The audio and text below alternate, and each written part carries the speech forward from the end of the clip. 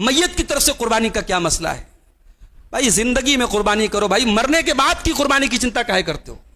کوئی والد زندہ ہے، والد کی قدر نہیں، والدہ زندہ ہے، والدہ کی قدر نہیں، انتقال ہو گیا، ابا کی طرف سے قربانی کر سکتے ہیں کہ نہیں؟ اماں کی طرف سے قربانی کر سکتے ہیں؟ بھائی صاحب اماں کی اتنی خدمت کر لیتے جتنے کی آپ قربانی کرنا چاہتے ہیں۔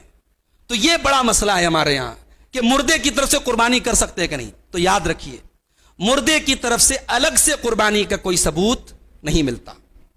مردے کی طرف سے الگ سے آپ جانور خرید کے لائیں، ابا کے نام سے اماں کے نام سے اس کی قربانی کریں، اس کا کوئی صحیح حدیث سے ثبوت نہیں ملتا۔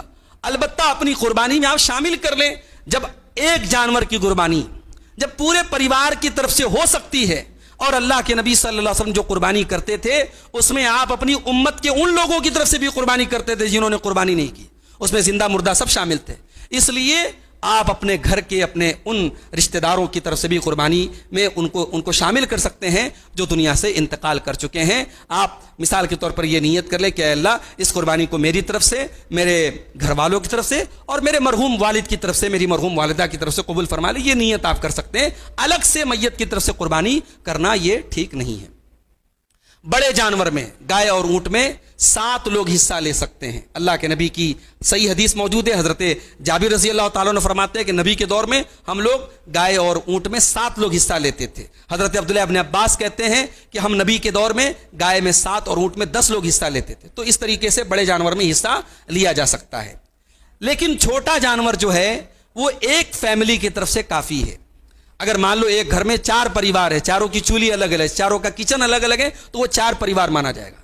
لیکن اگر 70 لوگوں کا پریوار ہے لیکن ایک ساتھ رہتا ہے تو وہ ایک فیملی مانا جائے گا، اور اگر وہ چاہیں تو ایک جانور کی قربانی وہ کر سکتے ہیں، کافی ہے۔ حضرت ابو ایوب انصاری سے پوچھا گیا کہ نبی اکرم کے دور میں قربانی کیسی ہوتی تھی، تو انہوں نے فرمایا کان الرجل فی عہد النبی صلی اللہ علیہ وسلم یضحی بالشاۃ عنہ وعن اہل بیتہ۔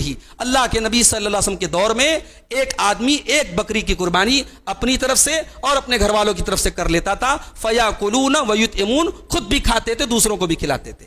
تو یہ بالکل واضح دلیل ہے کہ ایک جانور کی قربانی تمام گھر والوں کی طرف سے کافی ہو جائے گی۔ اسی طریقے سے ایک بات یہ بھی یاد رکھیں کہ قربانی کے گوشت میں سے آپ قصاب کو اجرت نہیں دے سکتے۔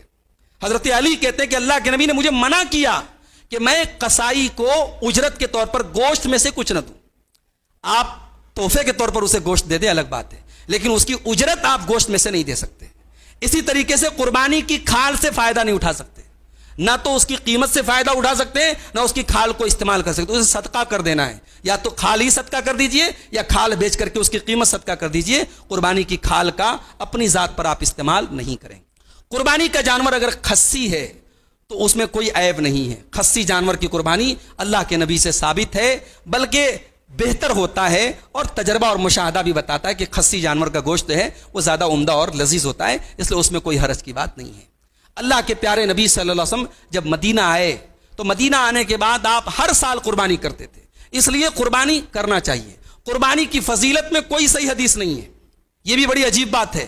قربانی کی فضیلت میں الگ سے کوئی صحیح حدیث موجود نہیں ہے، مگر قرآن میں اللہ نے قربانی کا حکم دیا اور نبی ہر سال قربانی کرتے تھے، اتنا کافی ہے قربانی کی فضیلت کے لیے۔ ہمیں اور آپ کو بھی قربانی کرنا چاہیے، اور جب آپ قربانی کریں تو اپنے غریب رشتہ داروں کو، خاص طور سے جو آپ کے رشتہ داروں میں، آپ کے خاندان میں جو ضرورت مند ہوں، ان کا حق آپ کے اوپر زیادہ ہے۔ اللہ کے نبی نے فرمایا کہ اپنے رشتہ دار پر جب آپ صدقہ کریں گے آپ کو ڈبل ثواب ملے گا، ایک صدقہ کا ثواب ملے گا، ایک صلہ رحمی کا ثواب ملے گا۔ ہمارے یہاں قربانی کو ایک شو آف کی چیز بھی بنا دیا گیا۔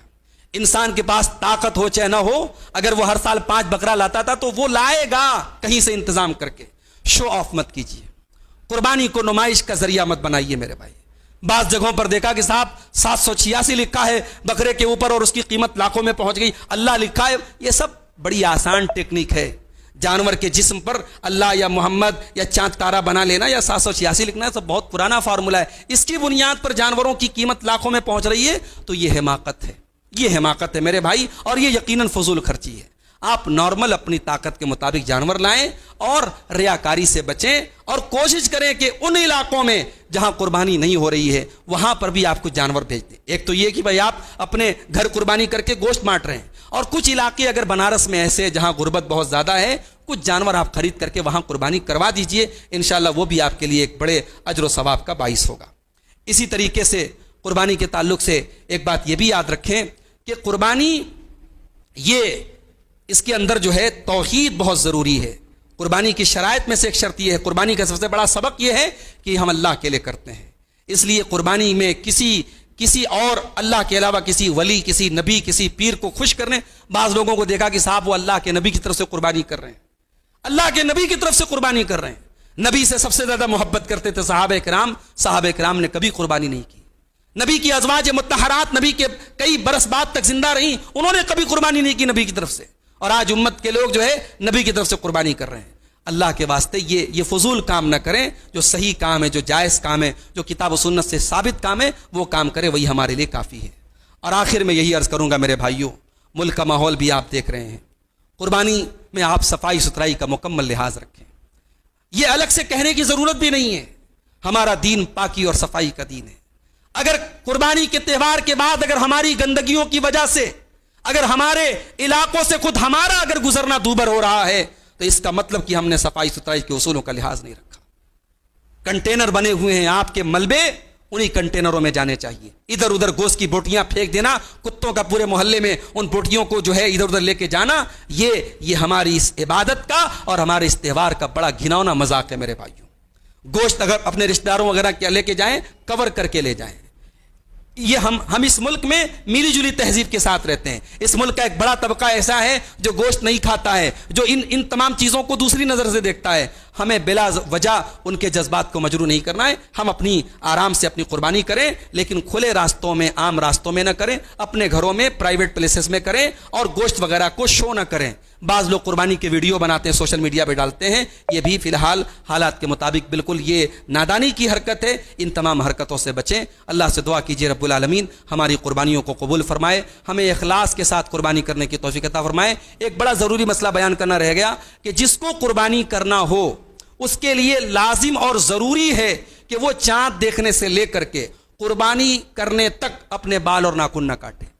اب اس میں ایک مسئلہ یہ پیدا ہوتا ہے کہ مان لو گارجین کو قربانی کرنا ہے, اب اس کے بچے ہیں, گھر کے اور افراد ہیں, کیا سب کو بال اور ناخن نہیں کاٹنا ہے؟ تو دیکھو ضروری تو صرف گارجین کے لیے ہے, باقی لوگوں کے لیے مستحب اور بہتر ہے کہ وہ اپنے بال اور ناخن نہ کاٹے. جس کی طرف سے جو مین قربانی کرنے والا ہے اس کے لیے تو لازم ہے کہ وہ اپنے بال اور ناخن نہ کاٹے, باقی گھر کے افراد بھی بال اور ناخن نہ کاٹے تو بہتر ہے. اسی طریقے سے جو لوگ قربانی نہیں کر رہے ہیں, جن کے پاس طاقت نہیں ہے, ان کے بارے میں ابو داؤد کی صحیح روایت ہے, اللہ کے نبی نے فرمایا کہ اگر وہ اپنے بال اور ناخن نہ کاٹیں اور عید الاضحیٰ کے دن جب نماز ہو جائے اور لوگ اپنی اپنی قربانی کر لیں اور اس کے بعد وہ اپنے بال اور ناخن صاف کر لیں, فَتِلْكَ تَمَامُ أُضْحِيَتِهِ, اس کو پورا قربانی کا ثواب ملے گا. یہ علامہ البانی نے اس روایت کو صحیح قرار دیا ہے. تو یہ بہت بڑا ثواب ہے. جو لوگ قربانی کرنے کی طاقت نہیں رکھتے ہیں وہ بھی اگر اس عمل کو کر لیں تو اس سے انشاءاللہ اس کو ثواب مل جائے گا. اللہ سے دعا ہے رب العالمین ہمیں سکون کے ساتھ, امن اور چین کے ساتھ اپنا یہ تہوار منانے کی توفیق عطا فرمائے.